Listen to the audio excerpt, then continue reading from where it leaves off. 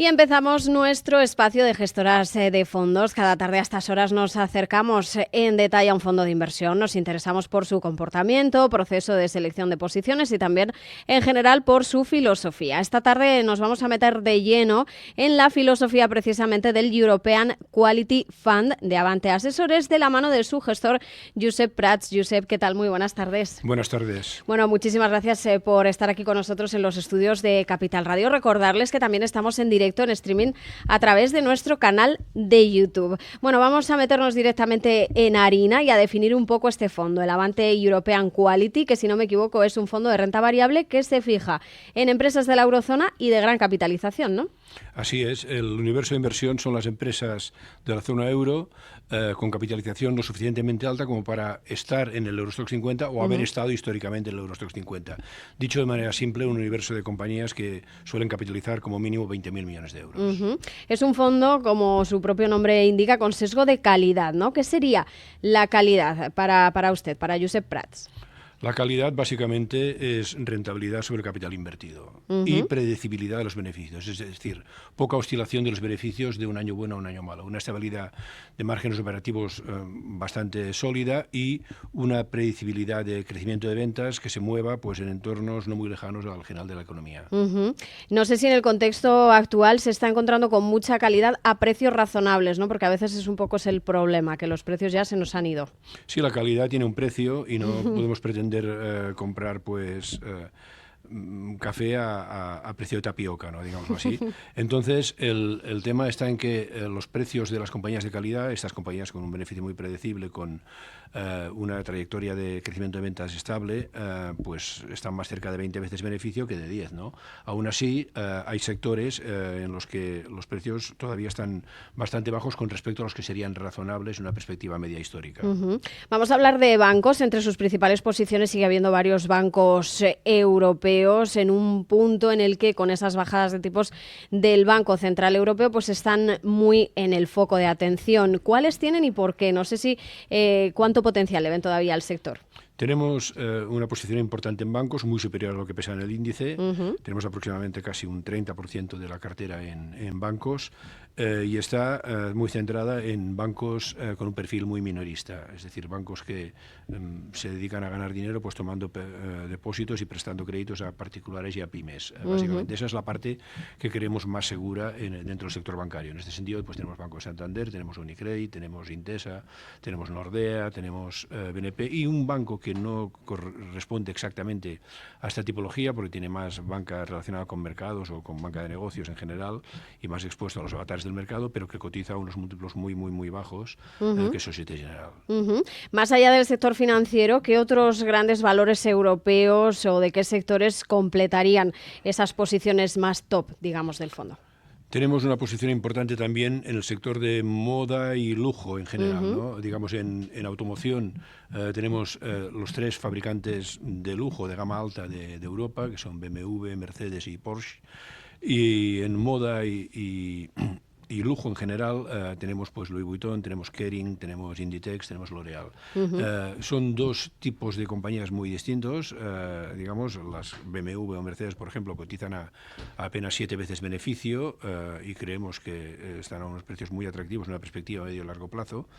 Y las compañías más relacionadas con la moda pues cotizan a múltiplos más elevados. No tuvieron un buen año algunas de ellas el año pasado, concretamente Louis Vuitton o Kering o L'Oréal fue más decente L'Oréal, pero Louis Vuitton y Kering padecieron algo más.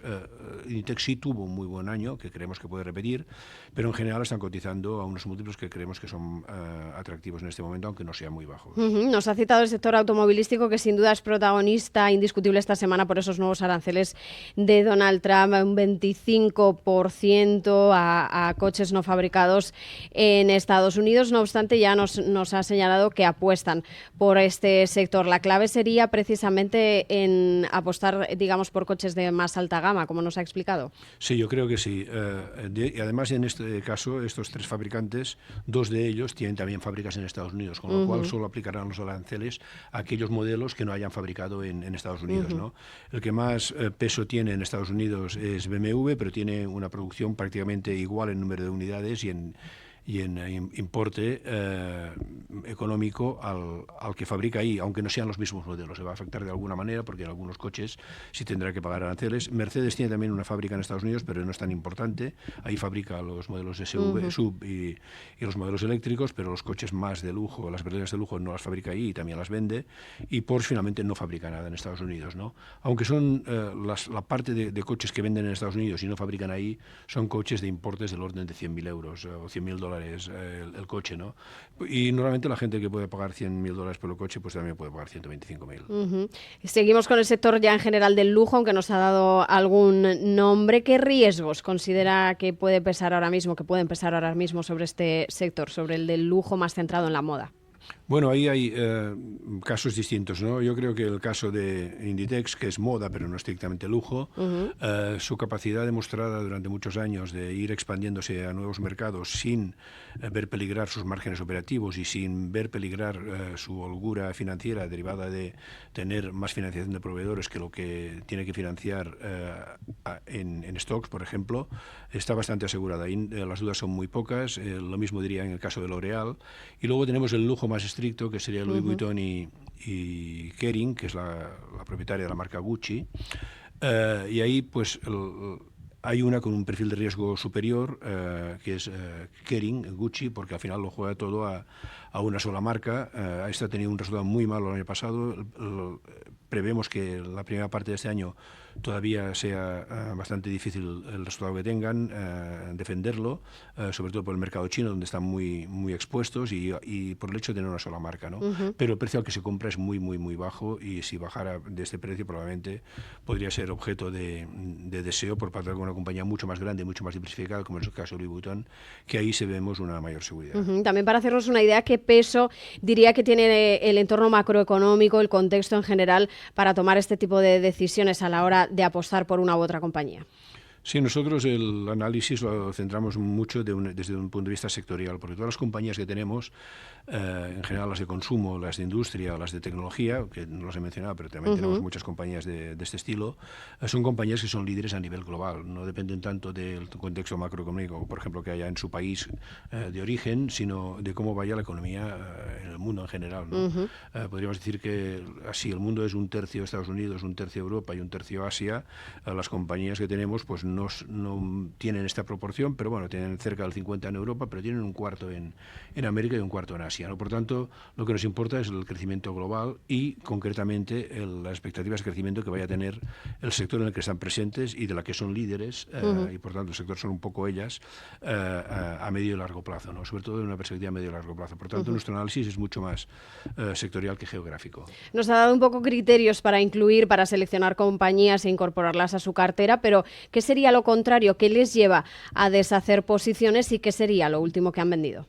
Bueno, deshacer posiciones las deshacemos siempre. Hay dos motivos básicos para deshacer posiciones, ¿no? Uno, que las compañías defrauden mucho con respecto al resultado que tú pensabas que debían tener y que era la base de tu valoración, con lo cual reconoces que te has equivocado en tu valoración, y otro, que alcancen tu valoración y que realmente vayan tan bien que el precio te lleve a decir que ya este precio no te interesa, aunque hayan cumplido lo que tú esperabas, ¿no? Y al final pues tenemos un poco de todo, ¿no? Las desinversiones a veces son reconocimiento de errores y a veces pues son celebración de aciertos vendiéndolo también, ¿no? En la celebración de aciertos pues pondría alguna posición en inmobiliario, porque que hemos tenido que Unibail Rodamco, donde probablemente tuviera todavía algún potencial adicional, pero ya no era tan marcado. Bueno, y en el reconocimiento de errores pues también hemos tenido alguna históricamente, no tan recientemente, porque en los últimos años pues la bolsa ha ido bastante bien en el caso de la bolsa europea, ¿no? Recordamos que se trata de un fondo europeo de empresas de gran capitalización. ¿Nos ha dado ya algún nombre español como Inditex? ¿Tienen alguna otra compañía española en cartera? Sí, tenemos, además de Inditex, tenemos Repsol y tenemos Santander. Realmente estas son las tres compañías de una cartera de 23 valores que tenemos. Es una cartera aproximadamente equiponderada, cada valor pesa más o menos un 4%, alrededor de ese peso, de tal manera que no el error o el acierto en un solo valor pues no determine completamente el devenir del fondo. Y tenemos estas tres compañías. En el caso de Santander, creemos claramente que es el líder europeo en banca minorista y tiene tiene un potencial de revalorización que todavía es significativo. El caso de Inditex, pues es líder mundial en moda asequible y con una rentabilidad sobre el capital invertido muy relevante y incomparable con respecto a sus competidores, que vemos que es capaz de mantener. Y el caso de Repsol, pues es un caso de clara infravaloración frente a otras petroleras y de una bastante predecible trayectoria de resultados para la próxima década, como mínimo, ¿no?